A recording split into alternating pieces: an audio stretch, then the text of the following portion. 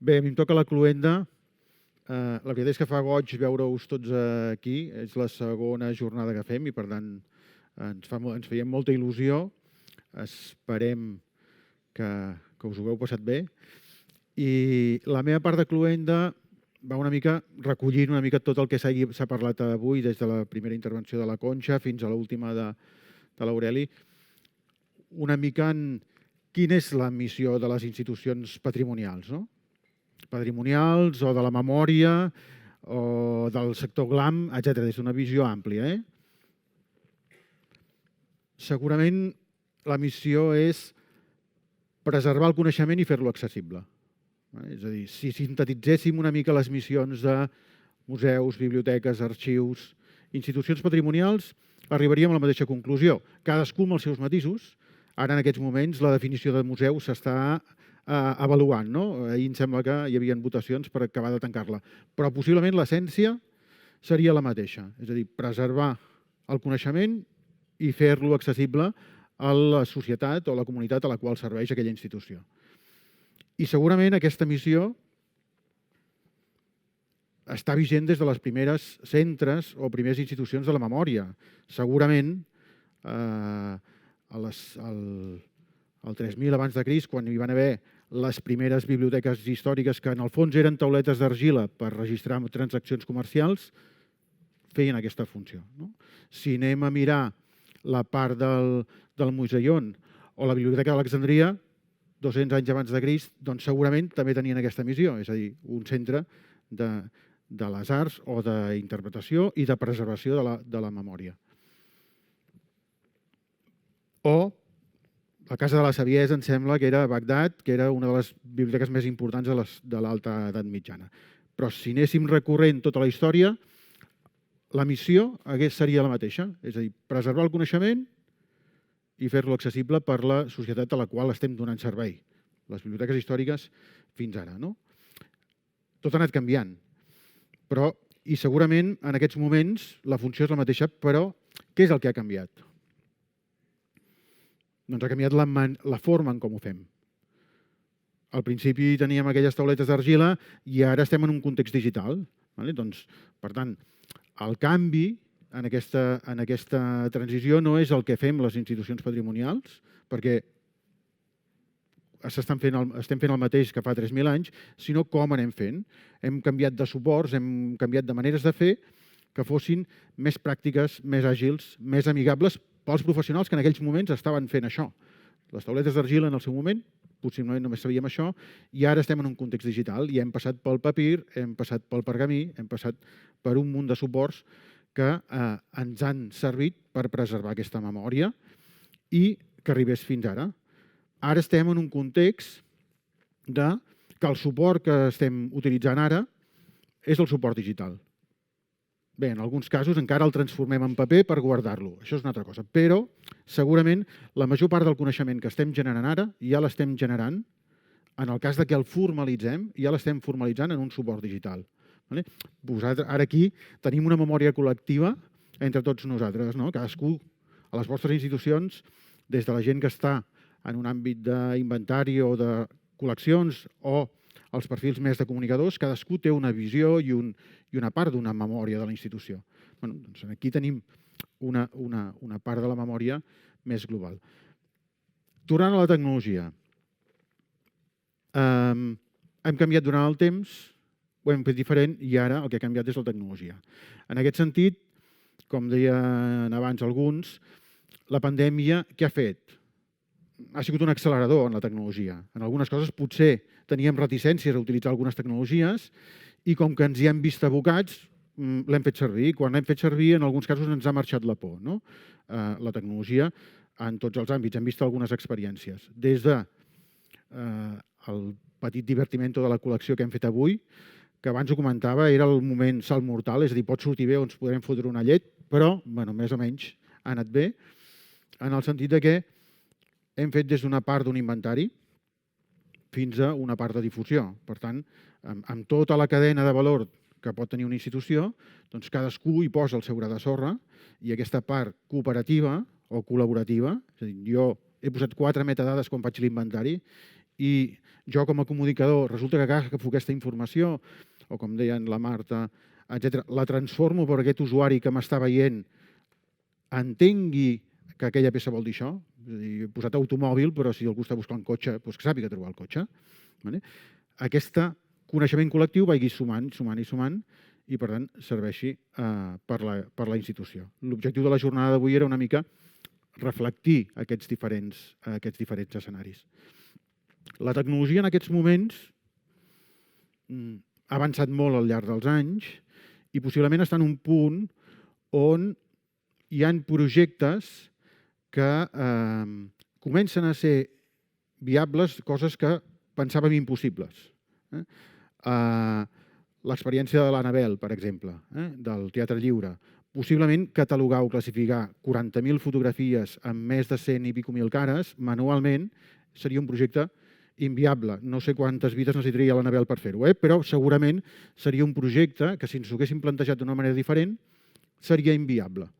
En aquests moments, tecnologies com la intel·ligència artificial o eines que ens donen suports en aquestes línies, passem d'una escala d'inviable a una escala de possible. És a dir, implicant un coneixement extern, implicant els antics membres del lliure, implicant els professionals de la casa, implicant els amics, pot ser que aquestes 100 i pico mil cares es puguin descriure i sapiguem qui apareixen en aquelles fotos d'espectacles. Ens hem canviat d'escala. La tecnologia ens ha fet que coses fins fa 4 dies inviables ara siguin possibles. I també ha canviat el paradigma tecnològic.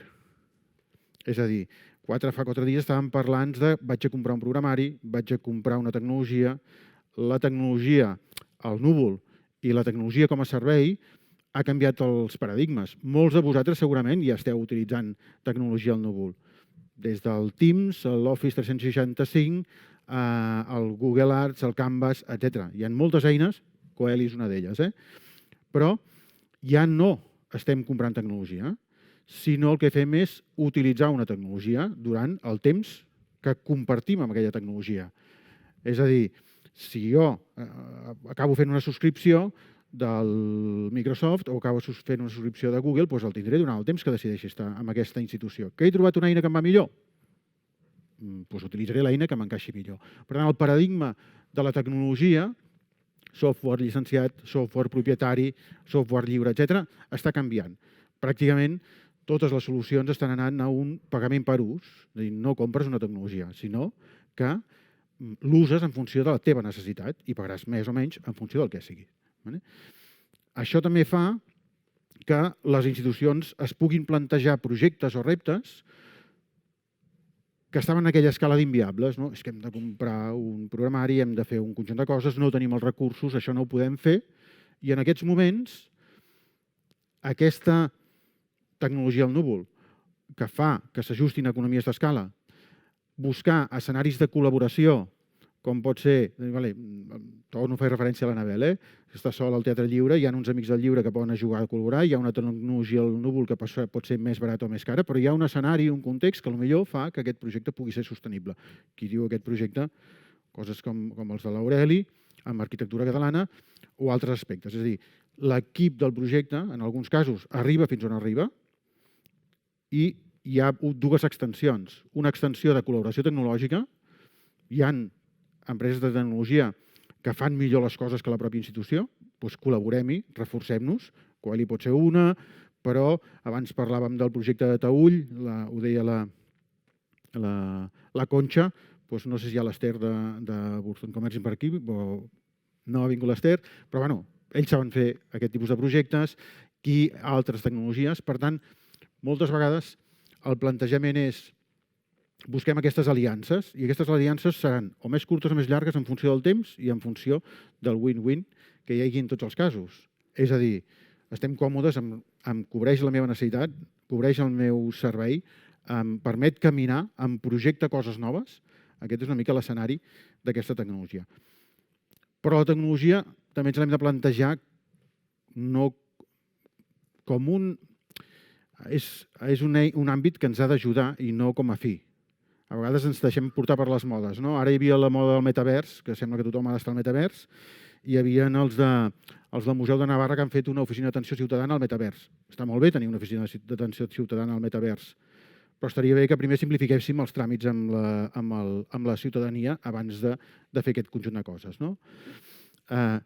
Potser no hem de reproduir les sales del museu en el metavers, potser ens hem de reinventar. L'Albert repiulava l'altre dia una cosa en aquesta línia. Per tant, utilitzem la tecnologia amb criteri, amb la missió que té la nostra institució, amb l'estratègia digital que tingui la nostra institució, abans ho hem parlat des de les xarxes, i per tant, la tecnologia ha de ser un facilitador. Ens ha d'ajudar a gestionar millor el coneixement i a treure-li partit. La Conxa també deia al principi que una de les reticències al canvi és el por al canvi intern. No? La tecnologia ens ha d'ajudar, això no es resoldrà. Per tant, les institucions han de començar a funcionar, a remar juntes, no? Des d'un que fa una cosa d'inventari fins que el que està comunicant. Per tant, a nivell de conclusió, el resum seria una mica aquest. És a dir, les institucions del patrimoni, des de fa més de 3.000 anys, que ja estem fent el mateix, preservar el coneixement per fer-lo accessible a la societat que servim.